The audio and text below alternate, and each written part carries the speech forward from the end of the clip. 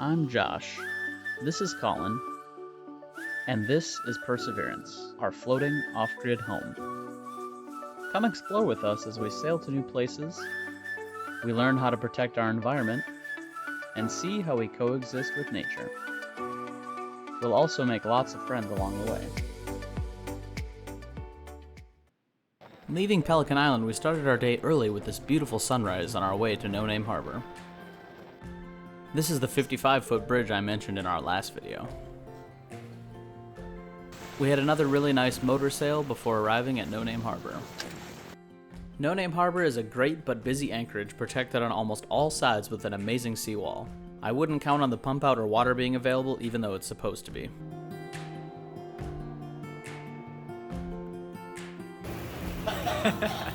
Mike and Colin did one last grocery run before we departed. Here we go. All right. Another successful provisioning run.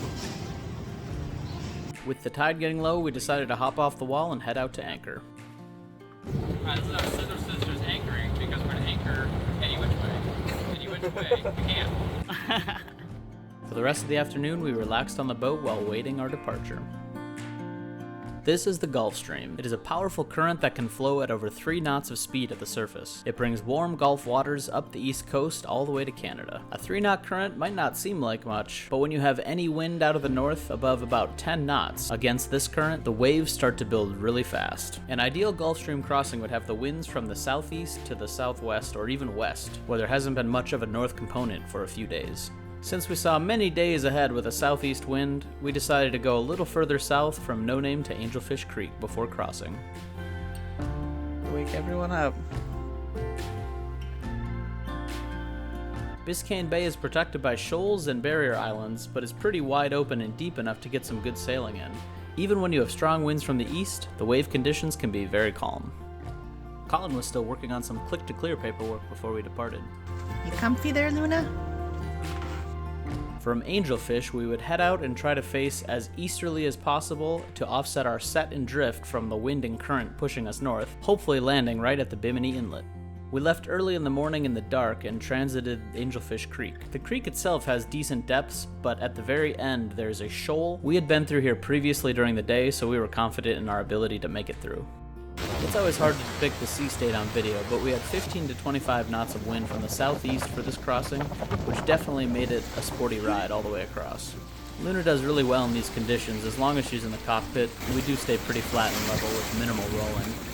Our Starlink worked flawlessly during our crossing. For a more comfortable ride, we did have to point a little further north than planned, so we did end up arriving in Bimini on the very north end of the island. Since we had Starlink, we were able to check the radar and saw that there were some storms rolling through the first night. Luckily, it was pretty calm for us because we had great protection from the island, being on the north side. The next morning, we headed towards the Bimini Inlet. Hang out with us. We're sailing. We're sailing. This poor girl's ready to go to shore. It's gonna be. Did not stay above long. That is cool. This was our first Bahamas sea turtle spotting.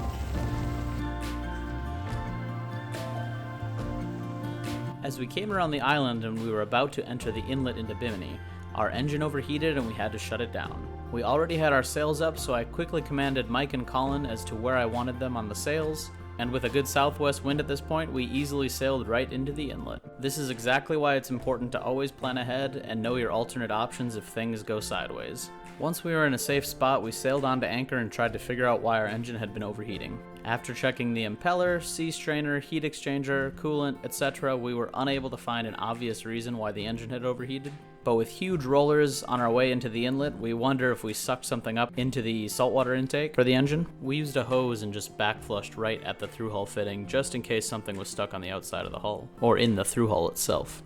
Once you land in the Bahamas, only one person is allowed off the boat and must go to customs and immigration with everyone's information and passports. Customs was easy, but no one showed up at immigration, so I went to the police station in the same building, and the guy there called the immigration guy, and he ended up coming out to our boat, taking our information. Alright, Mike, Luna, and I are off the boat for the first time now that Josh checked us in. And we're gonna go run Luna and find a place for dinner. So Mike, it's your first steps in a different country. Does it feel different? Not much. A little windier, yeah. International wind is really windy. The cement's a little different. But otherwise, it's pretty much country. Yeah.